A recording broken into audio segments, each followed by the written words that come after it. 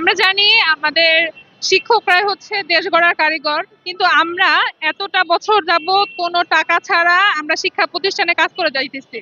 এর বিনিময়ে আমরা কোনো টাকা পাইতেছি না। আমরা সকাল থেকে একদম বিকেল পর্যন্ত আমাদের পরিশ্রম করেই যাই, কিন্তু আমরা কোনো ধরনের টাকা পাই না। একটা স্টুডেন্টকে পড়ানোর জন্য এখানে আমাদের একটা মেন্টালি সাপোর্ট দরকার, আমাদের সুব্যবস্থা দরকার, কিন্তু আমাদের কোনোটাই হচ্ছে না। আমরা আমরা এটাই বলতে চাই যে আমাদের একটু সুনজর দিন।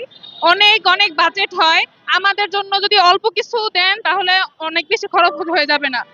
এখন বাংলাদেশের জন্য বিভিন্ন রকম প্রতি বছর বাজেট তৈরি হচ্ছে, বাজেট বাজেট করা হচ্ছে, কিন্তু আমাদের জন্য হচ্ছে না। এই বৈষম্য, এটা এক ধরনের বৈষম্য না, এটা হচ্ছে আমাদের দাবি। আমরা শিক্ষক, আমাদের দাবি আপনারা মেনে নিন। আসসালামু আলাইকুম। আমি মোসাম্মদ শাহিনুর বেগম, পটুয়াখালী সদর থেকে আসছি। আমরা 13 তারিখ থেকে স্বতন্ত্র ইবতেদায়ী মাদ্রাসা জাতীয়করণের দাবির জন্য আন্দোলন করতে যাচ্ছি। অবস্থান ধর্মঘট চলতেছে আমাদের, কিন্তু 13ই অক্টোবর থেকে আমাদের জাতীয়তাকরণের জন্য আমরা আন্দোলন করতেছি। আমাদের অবস্থান ধর্মঘট চলতেছে আজকে 13 তারিখ থেকে এতদিন পর্যন্ত।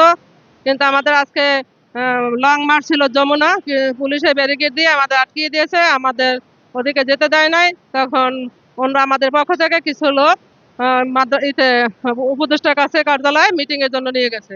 আমরা দীর্ঘ 41টা বছর ধরে এই কষ্ট করে যাচ্ছি। সন্তানদের মানুষ করতে পারি না, পড়ালেখা করাতে পারি না, সেবা শুশ্রূষা করাতে পারি না। আমাদের সন্তানদের 5টা মৌলিক চাহিদা থেকে আমরা তাদের বঞ্চিত করতেছি। এজন্য তো আমরাই দায়ী সন্তানদের কাছে।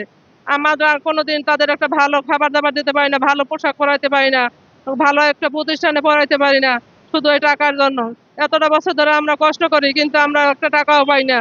সব মানুষে মাস শেষে বেতন নিয়ে ঘরে আসে, কিন্তু আমরা তো একটা টাকাও নিয়ে ঘর আসতে পারি না। আমাদের এই দুঃখ, এই ভরাক্রান্ত হৃদয়ে আমাদের কোনো কথা আসে না, শুধু কান্নাই আসে। সারাদিন আমাদের কাঁদতে কাঁদতেই যায়।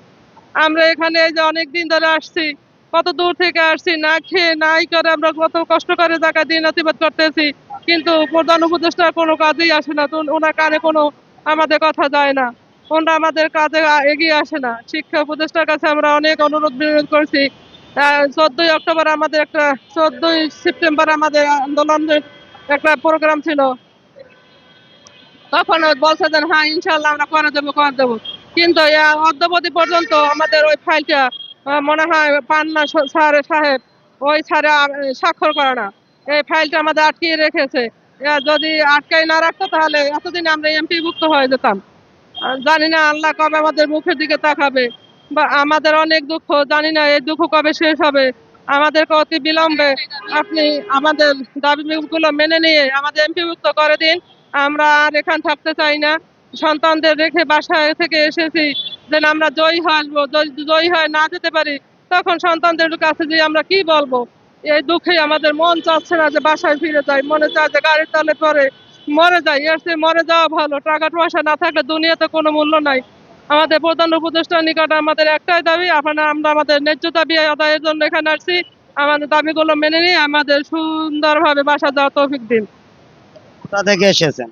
আমি পটুয়াখালী সদর থেকে আসছি। 12 অক্টোবর পশ্চিম মহকুমা স্বতন্ত্র ইবতেদায়ী মাদ্রাসা। আমরা 12ই অক্টোবর বিকালে লঞ্চে রওনা করে আসছি। আর এতদিন পর্যন্ত এখানেই আমরা রাত দিন অবস্থান করতে আছি।